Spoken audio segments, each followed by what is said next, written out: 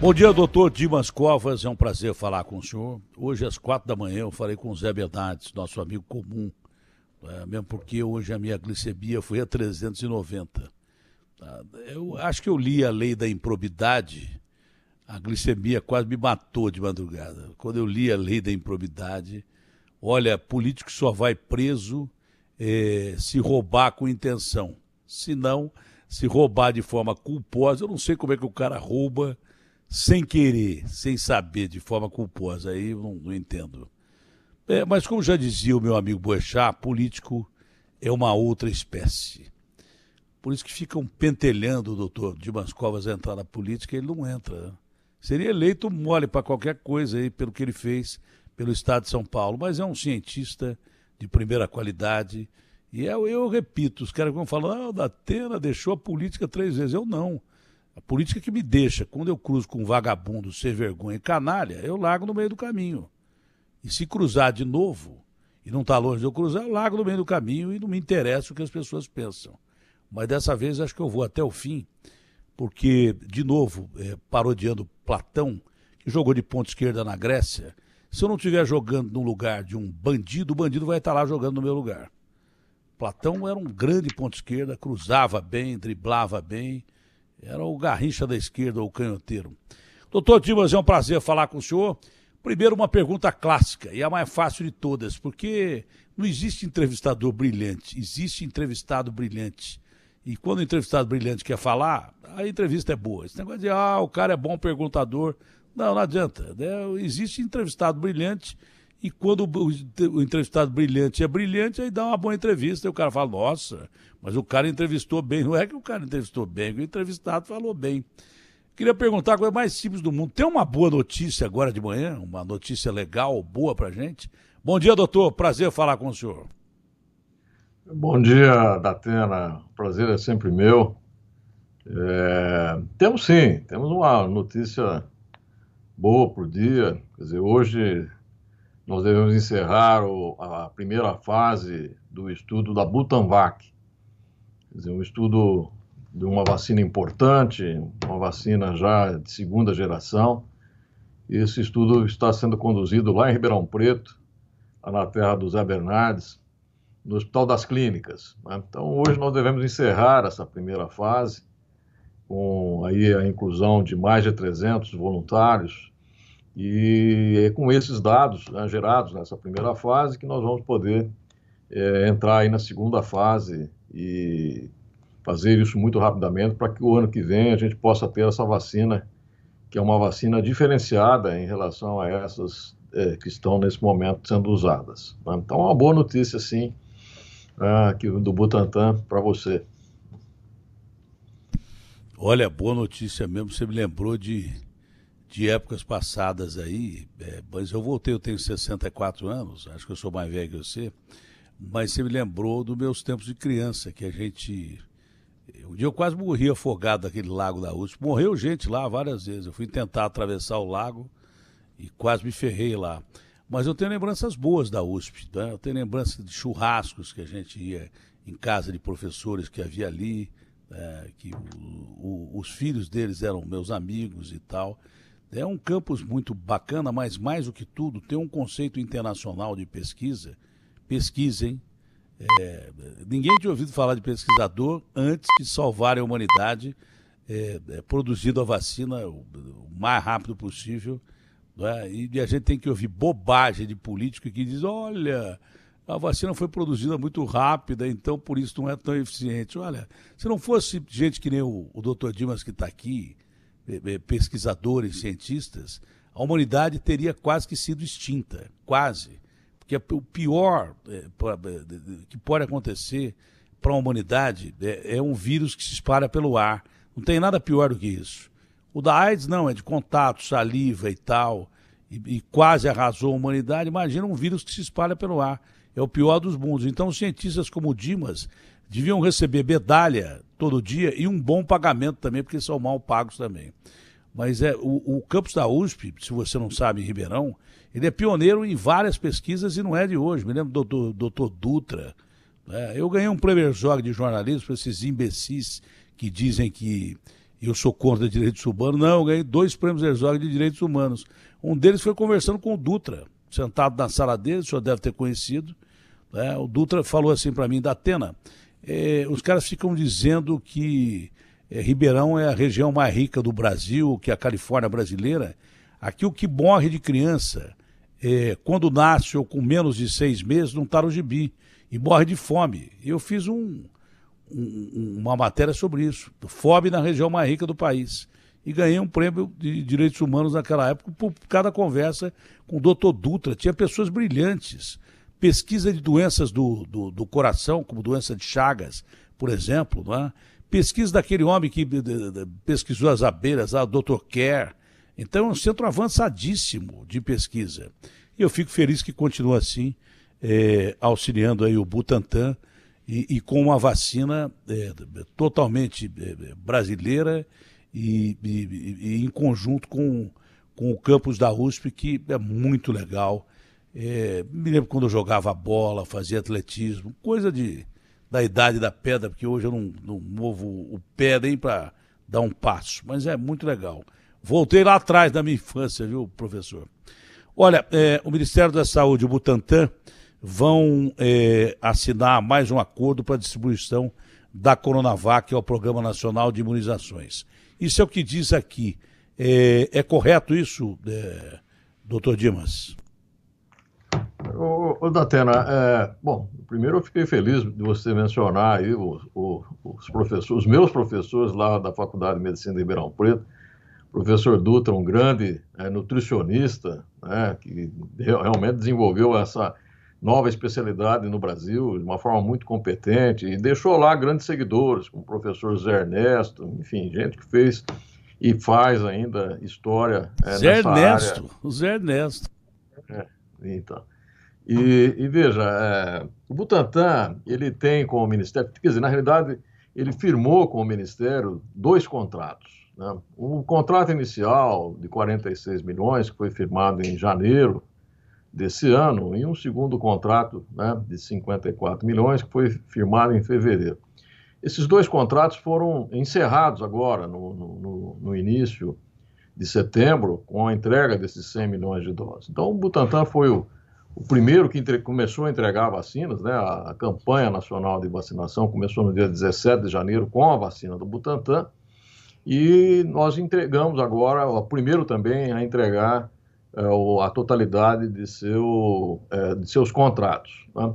Nós temos a produção em andamento, né? Estamos fornecendo para estados, né? Temos 2 milhões de doses sendo fornecidas para estados que adquiriram, e temos contrato aqui com alguns países vizinhos, e nesse momento, inclusive, com a discussão de um contrato com um país da África. Né? Se o Ministério, eventualmente, achar oportuno fazer uma nova solicitação de vacina, nós estamos preparados, né? Nós temos uma grande produção estabelecida, essa parceria nossa com a Sinovac, a empresa chinesa, que é a maior produtora de vacinas para a Covid do mundo. Quer dizer, ontem a Sinovac totalizou 2 bilhões de doses de vacinas produzidas, é a maior exportadora de vacinas para a Covid, entre todas, né, entre as americanas, entre as europeias, é a que mais exportou vacinas, e a nossa parceria com a Sinovac é uma parceria muito produtiva. Quer dizer, não só em termos de entregar essas vacinas aqui no Brasil, agora para a América Latina, futuramente para a África, e vamos contribuir ainda para o combate à pandemia no mundo. Quer dizer, a partir do ano que vem, o Butantan terá aqui a produção da Coronavac integralmente aqui no Butantan, e nós vamos dar uma grande ajuda ainda para o mundo, porque, eu não sei se você sabe, quer dizer, nesse momento, já mais de 6 bilhões de doses aplicadas no mundo todo, mas nos países pobres, menos de 3% dessas vacinas. Nos países pobres, que congregam a maior população mundial, apenas um pouco menos de 3% dessa população recebeu vacinas. Né? Então, nós vamos precisar fazer um grande esforço mundial, coordenado, para levar as vacinas para essas populações mais pobres. Porque se nós não vacinarmos essas populações, né, o mundo rico não vai ficar protegido. Então nós temos que fazer um esforço de vacinação. Em 2022 vai ser um grande esforço mundial de vacinação, principalmente nas regiões mais pobres do mundo. E nós estamos nos preparando para participar desse esforço, seja com a Coronavac, seja com a Butanvac, que nós também temos a esperança de que o ano que vem esteja disponível. Primeiro, é uma questão de misericórdia. Segundo, é uma questão de ciência e lógica. Se a África, por exemplo, tem 1% de vacinação, significa que vai ter 99% da sua população no continente africano exposta ao coronavírus. Quanto mais gente pegar o coronavírus, mesmo as variantes que a gente conhece, a possibilidade do coronavírus mudar para uma variante terrível de uma hora para outra pode acontecer, e é isso que eu já havia dito sem ser cientista. Falei, os americanos estão comemorando que acabou o coronavírus, daqui a pouco aparece uma variante lá, e apareceu. A mesma variante que apareceu aqui, além de outras variantes, foi a tal de variante Delta. E eles se complicaram, além de serem observados grupos anti-vacinas, como muita gente que não quer tomar vacina no mundo. Mas enquanto um país do canto mais longínquo do mundo tiver exposto com a sua população ao coronavírus sem vacinação, a possibilidade é de que apareça uma variante aí que, de repente, essas vacinas não contemplem. E aí, foi por isso que o doutor Dimas disse que, enquanto não houver vacinação total, ou a maior parte de pessoas vacinadas, qualquer país está arriscado a sofrer com isso. O Butantan está negociando diretamente com estados a Coronavac, doutor Dimas, ou não? Sim, Daterano. Nós já, inclusive, entregamos vacinas, estamos entregando para o estado do Ceará, para o estado do Pará, Espírito Santo.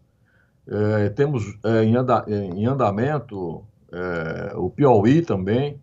Então, nós estamos, sim, já entregando vacinas para esses estados. O Butantan está fazendo essa negociação diretamente com os estados, e inclusive pedidos de municípios também. Nós temos aqui alguns contratos com municípios em andamento. Então, nós estamos fazendo um grande esforço aí para entregar essas vacinas para quem necessita, na realidade, Esse é o objetivo do Butantan. O Butantan produz as vacinas e fica preocupado porque essas vacinas têm que ser utilizadas, Então, se há aí, num determinado momento, um ambiente não propício, as vacinas podem ficar aqui na prateleira, E a pior situação é você ter vacina nesse momento na prateleira, Nós precisamos, de fato, fazer um grande esforço para que a vacina chegue no braço do cidadão, É lá que ela vai ser útil, Então, esse é o nosso espírito aqui, essa é a nossa missão, O Butantan sempre teve, por princípio, atuar em função da saúde das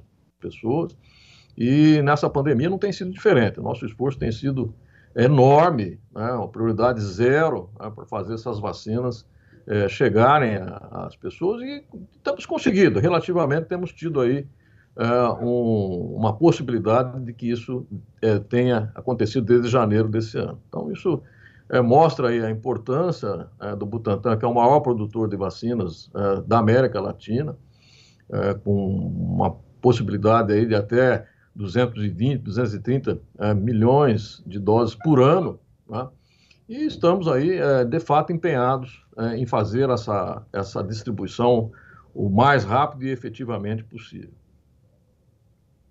Eu não tive tempo para bolar outra pergunta, porque eu estou falando com o Zé aqui, que está agradecendo o abraço que você mandou para ele. Então não deu tempo de pensar. Deixa eu fazer uma pergunta bem simples. Todo mundo que olha a televisão, vê grandes competições no mundo, aqui no Brasil, voltando público aos estádios e coisas parecidas, o Zé está te mandando um abraço aqui. Eu fiz uma pergunta para ele que eu tinha uma desconfiança, mas é verdade. O Zé Ernesto ficou internado um tempão por causa de Covid e sobreviveu. Você falou dele aí, ele teve Covid, ficou internado e sobreviveu. Você deve ter se inteirado disso. É que eu estava em dúvida, mas o Zé está te mandando um abraço aqui, o nosso companheiro comum, o Zé Bernardo, foi um dos melhores jogadores que eu conheci, um dos caras mais inteligentes que eu já vi até hoje, é um grande hematologista no Brasil. Mas a pergunta simples, que a gente vê todo mundo voltando ao normal. Nós podemos acreditar que o mundo já superou a Covid ou está próximo de superar a Covid e, de repente, a Covid está perto de virar uma gripe comum, ou ainda estamos longe para chegar nesse aspecto e, de repente, o distanciamento social, colocar álcool gel na mão se você puder, ou lavar as mãos, e a máscara, principalmente, isso tudo já pode ser deixado de lado. Parece uma pergunta imbecil, mas talvez seja a pergunta mais importante até agora. Ô, Datena, nós temos que lembrar que esse ano, 2021, foi o pior ano da pandemia, não foi 2020. Né? Aqui no Brasil, os piores meses da pandemia foram abril e maio desse ano. Né? Então, nós levamos de goleada dessa pandemia até agora, muito recentemente, tá certo? Quer dizer, a partir de julho, que a situação começou a ser mais controlada, e aí, sem dúvida, com a questão da vacinação progredindo, tá? Mas nós ainda estamos num ambiente de transmissão viral, tá? Nós estamos tendo ainda no Brasil mais de 500 óbitos por dia, tá? Então, nesse ambiente, não é possível você dizer que você controlou a epidemia. Você está fazendo com que ela progressivamente vá diminuindo em número de casos, em número de internações. Nesse momento há uma estabilidade, né? Essa semana essa tendência de queda parece que estabilizou. Existe aí uma dúvida em relação aos dados oferecidos pelo próprio Ministério da Saúde, que houve uma instabilidade nos registros de dados e óbitos, né? Mas, nesse momento, indica que há uma estabilidade, né? Então, essa próxima semana agora, nós vamos ter um quadro mais claro se essa estabilidade é decorrência da má qualidade dos dados ou, de fato, né, se está havendo uma estabilização. E se isso estiver acontecendo, nós precisamos ficar alertas, né? Porque, de fato, a tendência de queda mostrou uma estabilização essa semana. E lembrar que, nesse momento, a variante Delta já é a variante mais diagnosticada. Quer dizer, 90% dos casos... Dominante. Nesse momento, entre os casos que são diagnosticados no momento, 90% dos casos já são da variante Delta. E, portanto, é a variante já em domínio, vamos dizer assim. E nós temos que, de fato, observar qual que vai ser o impacto dessa variante aqui no Brasil. Aparentemente não vai ser igual ao impacto da variante como aconteceu em Israel, na Flórida ou no Reino Unido, né? Aparentemente aqui tem uma situação um pouco diferente e é a vacinação. Quer dizer, a vacinação aqui está evoluindo muito rapidamente. No estado de São Paulo, né, o estado que mais vacinou no Brasil, né, nós já temos uma boa cobertura vacinal que vai melhorar muito agora em outubro, né, vai atingir realmente a maior parte da população com 2 doses. Né, então, isso tem, de fato, aí feito uma diferença. Esperamos que essa tendência de queda se mantenha e que a variante Delta realmente não venha a se tornar um problema. Em termos mundiais, não, Datena, a pandemia não está sob controle, né, a pandemia continua crescendo em termos mundiais. E um dos motivos é exatamente esse, né, que a vacinação não está evoluindo globalmente da forma como deveria para combater essa pandemia. Né? Eu acho que isso completa muito o que nós já falamos anteriormente, né? Inclusive a Organização Mundial de Saúde tem dito, né, que é importante nesse momento levar as vacinas para os países pobres, né, e não ficar pensando aí na 3ª, 4ª dose, né, para os países que já foram vacinados, né, porque isso aí, na realidade, você não vai adicionando proteção em cima de proteção com mais doses de vacinas, né. O indivíduo já está imunizado, ele já tem a proteção necessária para enfrentar pelo menos as formas mais graves da doença, e aí é necessário pensar numa estratégia que você mesmo colocou, uma estratégia até humanitária. Quer dizer, não só de científica, né, de enfrentar de forma correta o vírus, mas até humanitária, para impedir aí, de fato, um grande número de óbitos. Olha, eu não me atrevo a ser nem perto de brilhante como o senhor é, mas por intuição daquilo que o senhor está falando, eu presto atenção no que o entrevistado fala, porque o cara pega uma pauta, vai em cima da pauta e e esquece de ouvir o que o entrevistado está falando. Mas vamos lá, Israel teve 80% da sua população vacinados e a variante Delta provocou um terror lá dentro. Nos Estados Unidos ainda muitos negacionistas não tomaram vacina. Então, se a gente tiver tendência de queda com a variante Delta aqui no Brasil, alguns fatores, já conversando com o senhor várias vezes e outros cientistas, me leva a fazer uma colocação talvez otimista. A gente precisa de otimismo também, né? Só pessimismo não dá. Mas se no Brasil, mesmo com a variante Delta já dominante, a gente tiver a tendência de queda de casos, a gente pode chegar perto daquilo que a gente chama de imunidade de rebanho de alguma forma. Ou então, pela genética do nosso povo, né? O nosso povo, geneticamente, é uma mistura de raças que deu certo em tudo, desde o caráter até forma de sobrevivência. O soldado brasileiro, para você ter uma ideia, é o soldado que mais se adapta, por isso que vai em forças de paz, a qualquer tipo de clima, porque nós temos vários microclimas diferentes aqui no Brasil. Você tem calor, tem frio, tem ar mais seco, tem ar mais gelado. E talvez essa mistura de raças que nós temos no Brasil possa tornar o brasileiro mais resistente a determinadas variantes aí. Isso é tudo aqui que eu estou fazendo, é ilação e, na verdade, é uma pergunta. Mas se, de repente, mesmo com a variante Delta dominante, a gente tiver essa tendência de queda, é uma boa notícia. Não podemos dizer que deixa de ser uma boa notícia. Será que eu estou certo, doutor? E, de fato, a sua pergunta, ela vai exatamente na especulação. Você colocou especulação, mas é uma possibilidade, uma hipótese científica de que nós estejamos aí desenvolvendo a chamada imunidade coletiva, né? E, na minha opinião, ela pode ser devida aí a alguns fatores. Primeiro, a própria alta incidência que nós tivemos da variante chamada P1, tá certo? Que já é uma variante mais agressiva, né? Então, isso de uma certa maneira, como foi muito recente, né, já criou aí, né, pela infecção natural, já uma imunidade já mais apropriada para enfrentar a variante Delta. O segundo aspecto, Datena, é que no Brasil houve uma diversidade de vacinas. Quer dizer, se você olhar para esses países que tiveram o recrudescimento da pandemia pela Delta, eles usaram um único tipo de vacinas. Seja a vacina da Moderna, da Pfizer ou da AstraZeneca, são vacinas que apenas usam a chamada proteína S.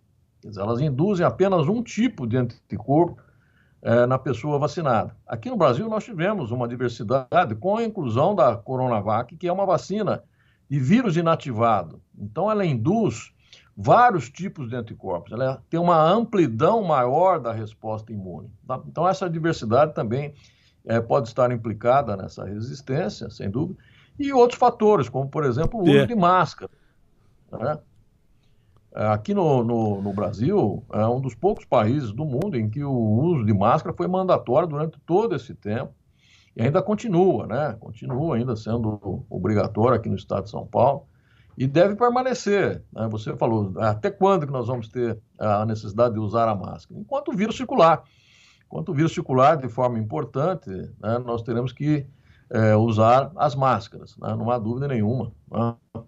E veja, a preocupação com a abertura, essas aberturas de estádios de futebol, de eventos, quer dizer, isso não abole a necessidade dos cuidados, você está entendendo? Quer dizer, os cuidados ainda são necessários, quer dizer, num ambiente de transmissão, ainda é necessário que se tome os cuidados, né? Mesmo que você permita uma proximidade maior, uma quantidade maior de pessoas, os cuidados não podem ser abandonados, né? Não podem ser abandonados. Enquanto, veja você, a necessidade faz a ocasião. Enquanto os países estavam estudando mistura de vacina, a gente teve que diversificar porque havia falta de vacinas no Brasil. Isso pode ter ajudado. Enquanto, por exemplo, Israel vacinou muito rápido, porque são 10 milhões de habitantes, você vacina muito rápido. Com um tipo só de vacina, a gente usou outros tipos de vacinas. Enquanto Israel teve um sucesso muito grande em relação à sua vacinação, não ficou exposto, por exemplo, como a gente ficou, a uma variante mais letal que nós tivemos aqui, a tal de P1. Isso tudo pode ter ajudado na imunização. Agora o Zé manda uma pergunta e deve ser inteligente, acabou de chegar. Se a nova vacina nacional, estudo em fase 2, tem um potencial imunogênico maior do que a Coronavac e outras vacinas. E se a terceira dose já está estabelecida como ideal?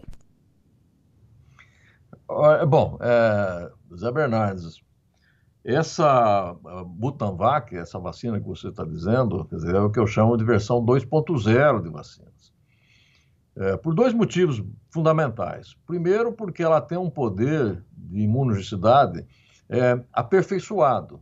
Quer dizer, nós aprendemos muito com a primeira geração de vacinas e essa vacina incorporou, né, já alguns melhoramentos em termos de capacidade de imunizar as pessoas. Então, esse é um ponto importante. O segundo ponto é que ela é feita numa plataforma mais simples e disponível. Quer dizer, ela é produzida na mesma plataforma industrial que produz a vacina da gripe. E o Butantan é o maior produtor do hemisfério sul de vacina da gripe. O Butantan tem a capacidade de produção de 160 milhões de doses por ano, entrega ao Ministério da Saúde todo ano 80 milhões de doses, e a Butanvac será produzida nessa fábrica. Já está, na realidade, sendo produzida, nós já temos aí uma quantidade equivalente a um pouco mais de 10 milhões de doses produzidas. Qual a vantagem disso? A vantagem disso é baratear o custo, né? É uma vacina muito, com um preço muito menor do que essas vacinas que estão nesse momento sendo usadas, e mais, existe no mundo uma grande capacidade de produção, porque existe grande número de fábricas que produzem a vacina da gripe. Então, essa vacina, essa chamada vacina de segunda geração Butanvac, ela pode ser uma solução, uma capacidade de imunogenicidade maior, custo reduzido. Com isso, nós podemos ter aí grandes volumes, né, dessa vacina para fornecer exatamente para o mundo que precisa, né? Então, essa é a nossa grande esperança, uma vacina que tenha um poder de imunogenicidade maior do que essas que estão aqui nesse momento sendo usadas e que possa ser acessível, né? Porque não adianta você ter uma excelente vacina que custe aí $15, $20, né? Quer dizer, elas não são acessíveis principalmente aos mais pobres, né? Então, nós estamos falando de duas características que vão tornar essa vacina muito atraente, né, no próximo ano. Não se fala ainda em transferência de tecnologia, por exemplo, da Coronavac, mas de uma certa forma já acontece normalmente, né? Porque a gente invasa o ingrediente que vem de fora, que é o tal de INFA, que todo mundo aprendeu a soletrar e falar e tal, mas de uma certa forma a gente já está aprendendo com o vírus, com o estudo, e tanto que a gente já está desenvolvendo as nossas vacinas nacionais.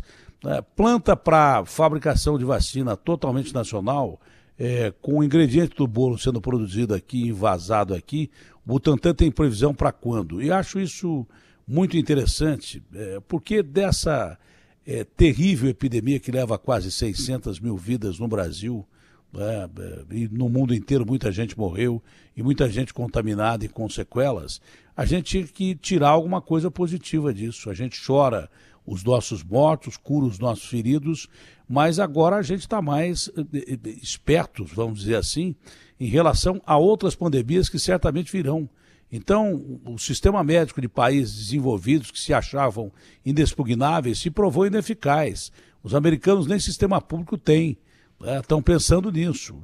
A França, Itália, Inglaterra, grandes países do mundo estão pensando e analisando que os seus sistemas não funcionaram, né? E a grande arma contra qualquer tipo de epidemia que vira pandemia é a vacina. Então, de repente, pensou-se até em privatizar o Butantan. Hoje o Butantan passa a ser uma empresa de produção de vacinas altamente rentável, porque vai oferecer vacinas ao mundo inteiro. Claro que de uma maneira generosa, né?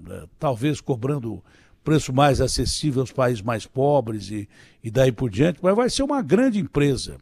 E sendo uma grande empresa, porque é necessário que seja uma grande empresa para a produção de vacinas, vai ter lucro com isso. Se esse lucro for reinvestido em pesquisa, o Butantan, que já é um instituto centenário, como a Fiocruz, e já é fantástico, vai ficar melhor ainda.